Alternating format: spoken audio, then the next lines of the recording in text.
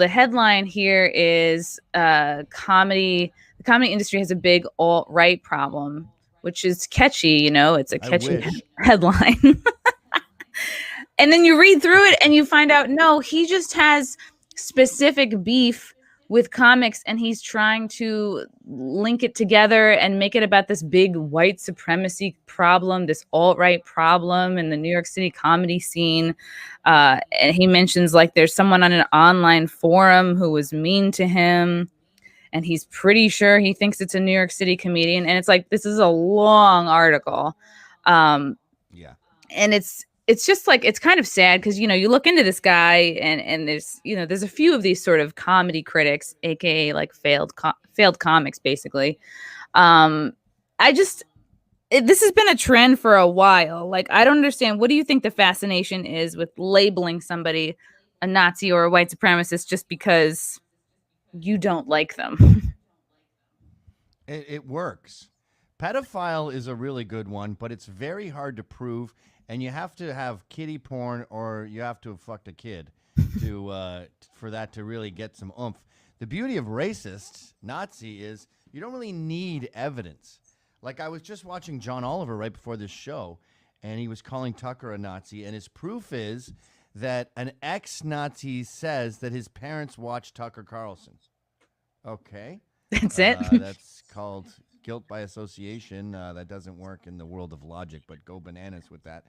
But I don't know. We live in this strange climate, and it's especially bad since Trump. Since Trump was elected, now the racist moniker goes on everything you don't like. Mondays are racist. Eating your vegetables is racist. And it's effective because people are incurious and lazy. You know what's funny about that article, by the way, you just showed? Look at the visual at the top. It's Hitler doing stand-up, or a guy dressed as Hitler, and a bunch of rednecks watching him, and there's Confederate flags and stuff.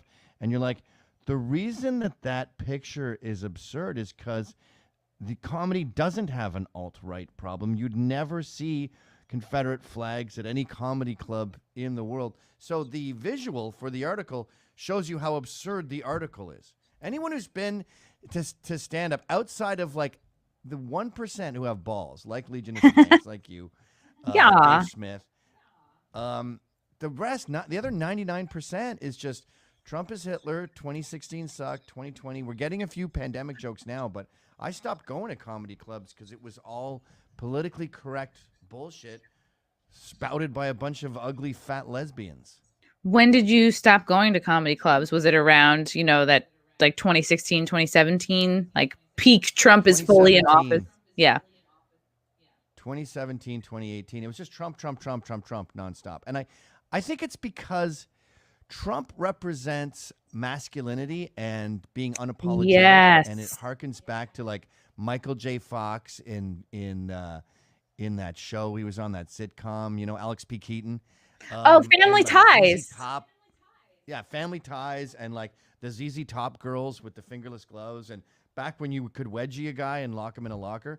And most of this new generation of comics are, from nerds. So there's Patton Oswalt and David Cross and all these guys who were bullied in school. And for a long time, the nerds, like Patton and David, were the kings, the cool guys, the Aziz Ansari's. So they went from wedgied in the locker to the rock stars. And then Trump comes along and goes, no, you're still nerds. And that really pissed them off. And I wish we had more like, I guess, blue collar comics or kind of regular dude comics. It just seems like the only folks that can pursue a life of stand-up, largely, it's like they either have rich parents or they're just like real comedy nerds, it seems. I don't know. I would say there's probably not enough diversity of thought in stand-up. It's either that or the one... most people are just too afraid to stray from like the mainstream narrative.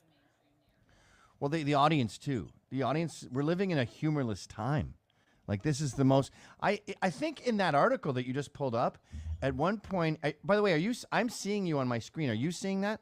When I go like that, that's the beauty of StreamYard.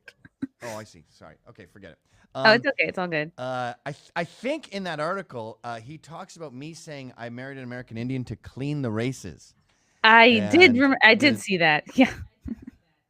So it couldn't be more obvious of a joke. And my thing was like, look, you see some like yellow woman or black woman or red woman, and if you just marry a white person, you're not doing anything. You're not cleaning. But if you marry like a dark black woman, and then you have kids that are mochaccino, and then they marry a white person, then their kids are like lattes, within like 3 generations, you wouldn't even know they're black. So you have to go in there, clean up the races, and whiteify them. That's obviously a joke. And that's what I'm. Yeah. Yeah, and I brought up Phil Collins' kids, and I was like, Phil Collins did a great job. His kids are blonde and blue-eyed. You wouldn't know that there's an Asian in there somewhere. And this guy is willfully being ignorant of that joke to help his pathetic hypothesis. And it's not just him. You're getting this in comedy audiences too, where they're purposely putting their fucking haunches up. You know what I mean? Like they have this fence in front of them where they filter all the jokes through, and they're not enjoying the comedy themselves. No, and it's like, how sad for them. Like I'm seeing it less now, like through the summer, and like now the audiences I see now are like they're desperate for entertainment, but very much pre-pandemic was, people showing up like arms folded, like try to make me laugh because I'm gonna be like the moral police on what's being said here. It's like, why spend money? Like stay at home. Like don't go out. Imagine you went out dancing, and you stood there on the dance floor and goes, "This isn't a good beat. I don't feel like dancing. My legs don't feel compelled to move."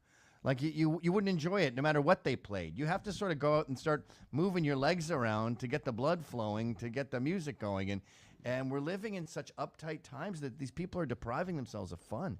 And I did this interview with ABC, and they said, you go like this, and you say controversial things like Africa's a joke, and you know that we're living in a time where they could be, misinterpreted or interpreted badly. And I go, but the solution to that is to say things that couldn't possibly be misinterpreted.